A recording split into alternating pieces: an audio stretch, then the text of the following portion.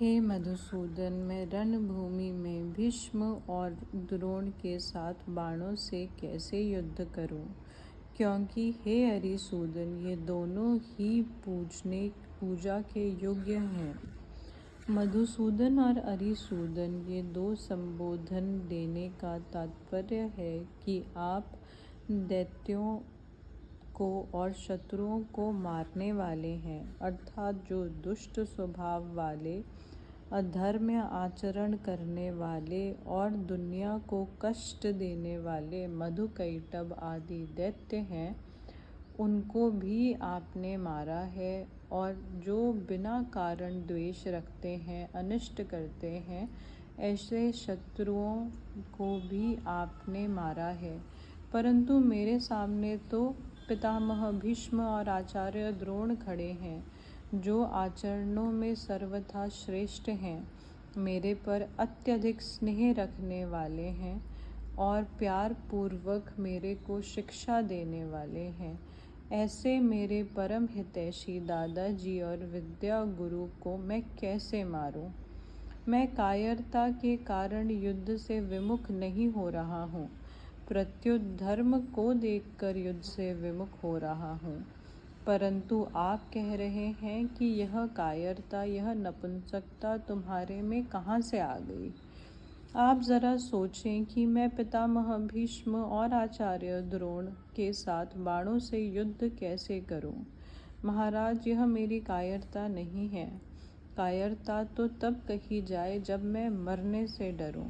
मैं मरने से नहीं डर रहा हूँ, प्रत्युत मारने से डर रहा हूँ। संसार में दो ही तरह के संबंध मुख्य हैं, जन्म संबंध और विद्या संबंध। जन्म के संबंध से तो पितामह भीष्म हमारे पूजनीय हैं। बचपन से ही मैं उनकी गोद में पला हूँ। बचपन में मैं जब उनको पिताजी पिताजी कहता, तब वे प्यार से कहते कि मैं तो तेरे पिता का भी पिता हूँ। इस तरह वे मेरे पर बड़ा ही प्यार स्नेह रखते आए हैं। विद्या के संबंध से आचार्य द्रोण हमारे पूजनीय हैं। वे मेरे विद्या गुरु हैं। उनका मेरे पर इतना स्नेह है कि उन्होंने खास अपने पुत्र अश्वत्थामा को भी मेरे समान नहीं पढ़ाया। उन्होंने ब्रह्मास्त्र को चलाना तो दोनों को सिखाया, पर ब्रह्मास्त्र का उपसंहार करना मेरे को ही सिखाया, अपने पुत्र को नहीं। उन्होंने मेरे को यह वरदान भी दिया है कि मेरे शिष्यों में अस्त्र शस्त्र कला में तुम्हारे से बढ़कर दूसरा कोई नहीं होगा। ऐसे पूजनीय पितामह भीष्म और आचार्य द्रोण के सामने तो वाणी से रे तू ऐसा कहना भी उनकी हत्या करने के समान पाप है।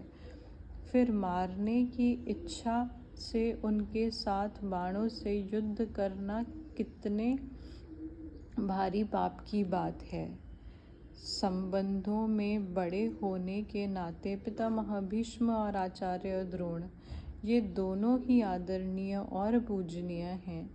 इनका मेरे पर पूरा अधिकार है, अतः ये तो मेरे पर प्रहार कर सकते हैं, पर मैं उन पर बाणों से कैसे प्रहार करूं? उनका प्रतिद्वंदी होकर युद्ध करना तो मेरे लिए बड़े पाप की बात है, क्योंकि ये दोनों ही मेरे द्वारा सेवा करने योग्य हैं और सेवा से भी बढ़कर पूजा करने योग्य हैं। ऐसे पूज्य जनों को मैं बाणों से कैसे मारूं?